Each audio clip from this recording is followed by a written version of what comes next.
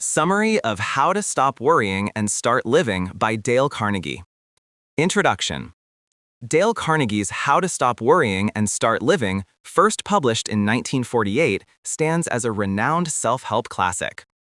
The book is expressly aimed at guiding readers toward a more enjoyable and fulfilling life by conquering worry and anxiety. Carnegie himself admitted to being an unhappy worrier, which served as his personal motivation to write this impactful book.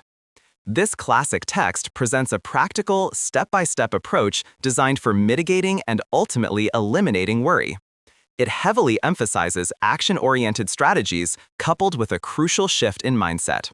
Carnegie outlines a series of fundamental principles and actionable techniques which are frequently illustrated with real-life anecdotes and compelling historical examples.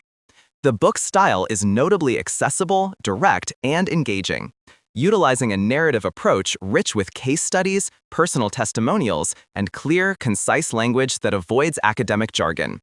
Its motivational and encouraging tone reassures readers, affirming their capacity to change their worrying habits. The structured advice, often presented in lists, rules, and formulas, makes the lessons easy to digest and apply, such as a 3-step problem-solving formula or specific ways to cultivate a great mental attitude. Chapter 1. Living in Day-Tight Compartments. One of the foundational principles Carnegie presents is the concept of living in day-tight compartments.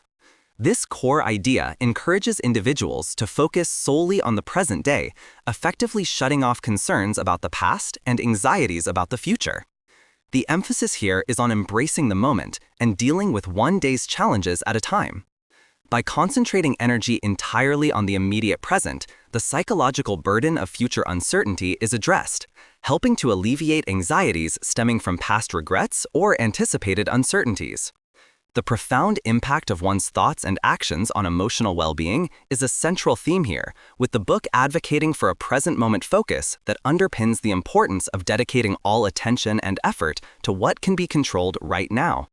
This approach aims to simplify life by breaking down overwhelming worries into manageable daily segments. Chapter 2. A 3-step process for problem-solving. When individuals are faced with a specific problem that induces worry, Carnegie suggests a structured 3-step process for problem-solving. The first step involves analyzing the situation fearlessly to determine the very worst possible outcome that could occur.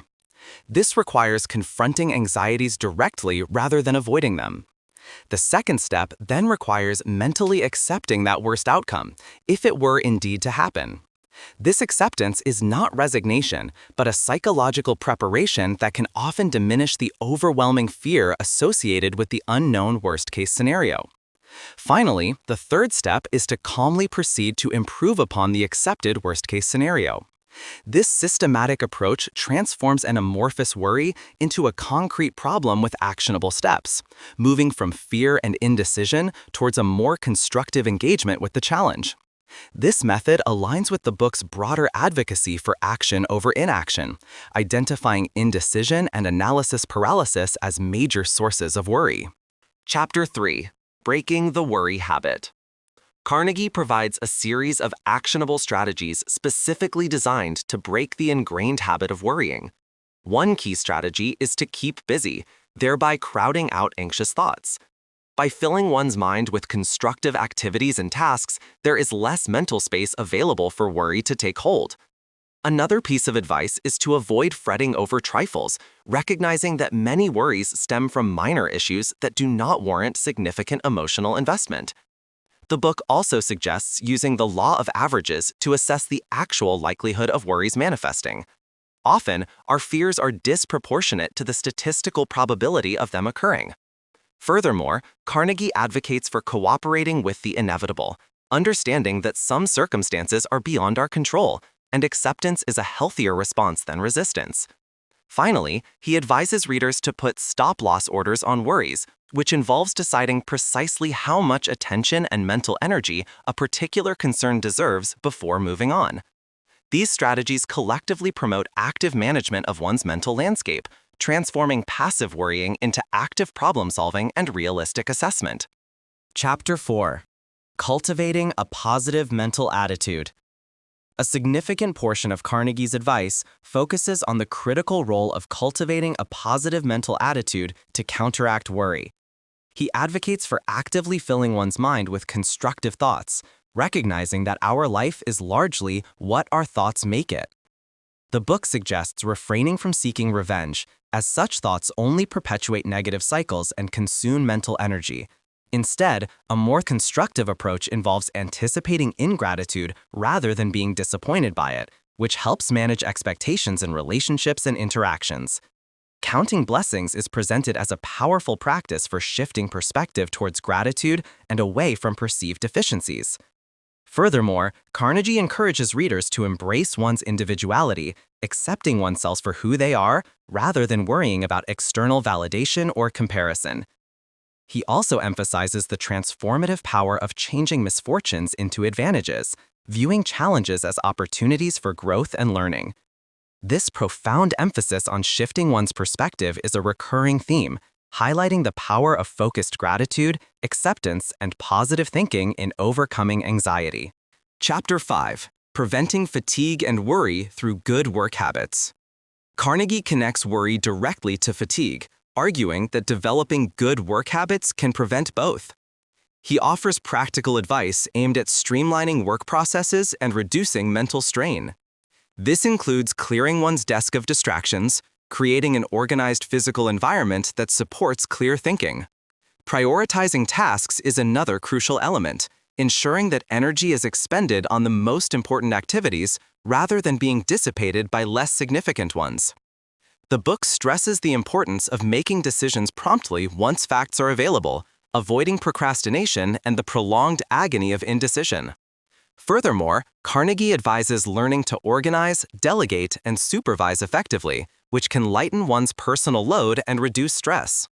He also places significant emphasis on the importance of enthusiasm in work, suggesting that a positive approach can make tasks less burdensome. Finally, adequate rest is highlighted as essential for both physical and mental well-being, directly preventing the fatigue that often exacerbates worry. Chapter 6: Understanding the Impact of Worry. The book underscores the severe and multifaceted impact of chronic worry, highlighting its potential to lead to various physical and mental health problems. Carnegie vividly illustrates how sustained anxiety is not merely an emotional state, but can manifest in tangible, detrimental ways throughout the body and mind. The text specifically points out that chronic worry can contribute to serious conditions, such as stomach ulcers, which are often stress-induced. It also links worry to heart attacks and high blood pressure, emphasizing the cardiovascular strain that prolonged mental distress can impose. Beyond physical ailments, Carnegie addresses the profound effect on mental well-being, noting that chronic worry can lead to various forms of mental illness. This aspect of the book serves as a potent reminder of the urgency and necessity of adopting the anti-worry strategies presented, framing the journey to stop worrying as crucial for overall health and longevity. Beyond these principles, the book's enduring impact stems from what makes it truly unique. How to Stop Worrying and Start Living stands out due to several distinctive characteristics. Unlike purely theoretical self-help books, Carnegie's work is profoundly grounded in extensive research, comprehensive interviews, and real-world application. He dedicated years to collecting stories and principles that genuinely helped people overcome worry, which imparts a sense of tested wisdom and makes the advice feel tried and true rather than speculative. This emphasis on experiential learning distinguishes the book. Carnegie also adopts a holistic approach to worry, which is another unique aspect. He doesn't merely address the symptoms of worry, but delves into its psychological roots, its physical manifestations, and its broader impact on productivity and relationships. He offers a comprehensive framework that tackles worry from multiple angles: mental, emotional, and behavioral, providing a well-rounded strategy for coping. Despite being written over 70 years ago, the problems and solutions discussed in the book retain a timeless relevance in modern society. The core human experience of worry and the techniques presented to manage it are universal and enduring, a testament to the fundamental truths Carnegie tapped into. This timelessness ensures its continued utility for new generations of readers. Crucially, The book maintains an action-oriented and practical focus. It is not about intellectualizing worry, but about actively doing things to stop it. The advice is highly actionable, providing concrete steps and exercises rather than abstract concepts. This practical how-to approach distinguishes it from many other self-help works that might offer insights without clear implementation strategies. Finally, Carnegie masterfully integrates common-sense wisdom with an intuitive understanding of human psychology, presenting complex ideas in simple, digestible ways. For example, his day-tight compartments concept intuitively addresses the psychological burden of future uncertainty by redirecting focus to the controllable present. Similarly, his advice on keeping busy is rooted in the psychological principle that the mind can only focus on one thing at a time, allowing action to effectively crowd out worry. This blend of practical wisdom and psychological insight forms a cornerstone of the book's lasting appeal and effectiveness. Final summary. Dale Carnegie's How to Stop Worrying and Start Living remains a powerful guide for anyone seeking to overcome anxiety and lead a more fulfilling life. The book's central themes revolve around the profound impact of one's thoughts and actions on emotional well-being. It consistently advocates for action over inaction, urging readers to take decisive steps rather than succumb to the paralyzing effects of indecision. A recurring theme is that our life is largely what our thoughts make it, emphasizing the transformative power of shifting one's mindset towards gratitude, acceptance, and positive thinking.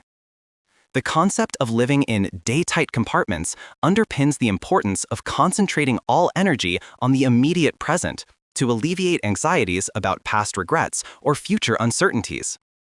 Ultimately, the advice is presented as straightforward, actionable techniques that can be integrated into daily life, fostering peace of mind and resilience against the pervasive habit of worry. Through its practical strategies, relatable anecdotes, and timeless wisdom, Carnegie's work empowers individuals to take control of their mental landscape and actively pursue a life from needless worry. Thanks for listening. If you found this summary valuable, please like, subscribe, and comment with your thoughts. To support the channel, all links are in the description.